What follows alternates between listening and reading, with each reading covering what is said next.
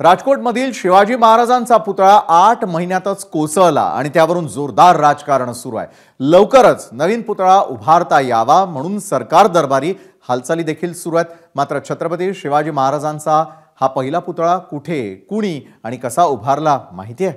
हा पुतळा उभारताना आलेली संकट कशी दूर झाली याची कहाणी सद्य परिस्थितीमध्ये आपल्याला बरंच काही शिकवणारी आहे।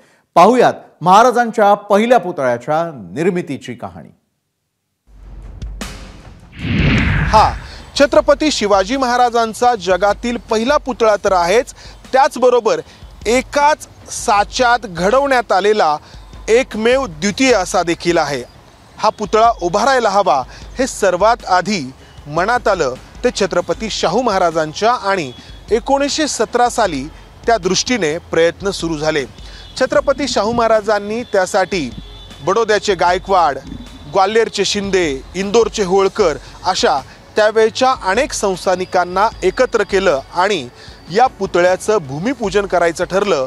तो ब्रिटनचा तत्कालीन युवराज प्रिन्स एडवर्ड याच्या हस्ते। कारण ज्या इंग्रजांनी शिवाजी महाराजांचा चुकीचा इतिहास लिहिला, लुटारू म्हणून त्यांचा उल्लेख केला, त्याच ब्रिटिशांच्या युवराजाच्या हस्ते छत्रपती शाहू महाराजांनी शिवाजी महाराजांच्या जगातील या पहिल्या पुतळ्याचं भूमिपूजन करून घेतलं। पुढे 6 मे 1922ला छत्रपती शाहू महाराजांचं निधन झालं आणि त्यानंतर या पुतळ्याच्या उभारणीची जबाबदारी कोल्हापूर संस्थानचे तत्कालीन वंशज छत्रपती राजाराम महाराज तिसरे यांच्याकडे देण्यात आली आणि छत्रपती राजाराम महाराजांनी त्यासाठी निवड केली ती शिल्पकार नानासाहेब करमरकर यांची। सबंध हिंदुस्थानात तोपर्यंत इतका भव्य पूर्णाकृती पुतळा कोणीच उभारलेला नव्हता। त्यामुळे ना कोणाकडे अनुभव होता, ना त्यासाठीचा कारखाना अस्तित्वात होता, ना त्यासाठीचे साचे कोणाकडे होते। मग नानासाहेब करमरकरांनी मुंबईतील डॉकयार्डमध्ये युद्धासाठी लागणाऱ्या नौका तयार करणाऱ्या एका ब्रिटिश कंपनीसोबत बोलणी सुरू केली आणि ज्या फाउंड्रीमध्ये जहाजांसाठी लागणारं धातू काम होतं त्या फाउंड्रीमध्ये हा पुतळा उभारायचं ठरलं।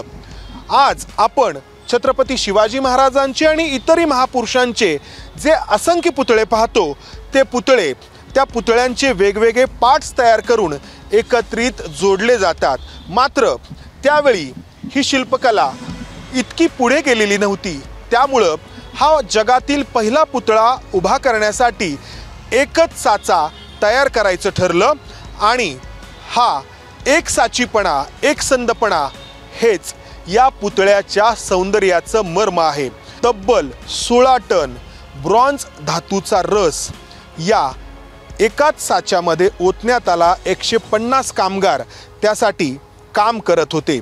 अखेर 13.5 फूट उंचीचा, 13 फूट लांब आणि 3 फूट रुंद असा हा सुंदर पुतळा अस्तित्वात आला। मात्र त्यानंतर पुढचं आव्हान उभं ठाकलं ते हा पुतळा मुंबईहून पुण्यापर्यंत आणण्याचं।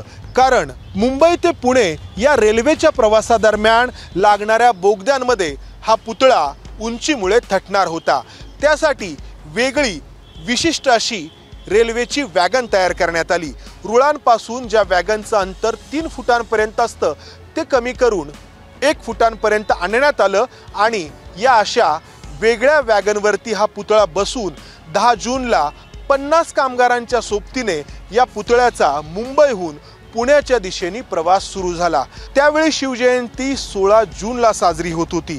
त्यामुळं 16 जून 1928ला छत्रपती शिवाजी महाराजांच्या जगातील या पहिल्या पुतळ्याचं मोठ्या दिमाखात इथे अनावरण करण्यात आलं। त्यावेळच्या मुंबई प्रांताचा गव्हर्नर लेस्ली विल्सन या प्रसंगाला उपस्थित होता। या पुतळ्याच्या निर्मितीची ही कथा, ही कहाणी यासाठी आठवायची, यासाठी सांगायची, यासाठी ऐकायची की पुतळा उभा करताना किती खोल विचार करावा लागतो, किती बारकावे जपावे लागतात। कॅमेरामन विजय राऊत, मंदार गोंजारी, एबीपी माझा, पुणे।